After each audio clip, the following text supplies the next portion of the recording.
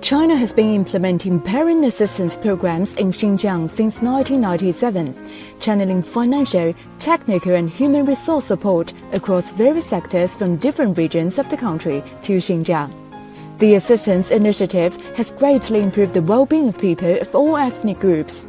Alijan, a young boy from Kiri County, Houtang Prefecture, is one of the beneficiaries of the program.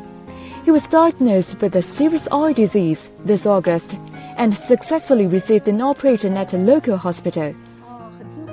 过去的话，我弟弟这种病要转到乌鲁木齐的那种大医院做手术，要费不少周折。现在在家门口就能享受天津医疗服务，然后省事又省钱。现在弟弟的视力也基本正常了。The hospital Alijan's sister mentioned is Houtang People's Hospital.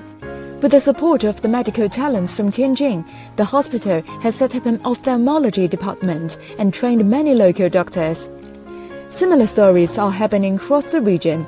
This September, 7 children in Kashgar headed to China's coastal city of Shenzhen to have heart surgeries free of charge. The children were diagnosed with congenital heart disease during the medical screening by doctors from Shenzhen. 来了之后，医生给我的儿子做了个免费的检查，现在专家就在我们家门口，对我们来说节省钱节省时间。 Official data shows that the existing provinces and cities have invested nearly 170 billion yuan in Xinjiang over the past decade. 80% of the funds have been spent on improving people's lives by providing them with access to safe housing, asphalt roads, tap water and better education and medical services. The program has also made great contributions to the eradication of absolute poverty in the region in 2020. With continued support, Xinjiang has embarked on a road of high-quality development.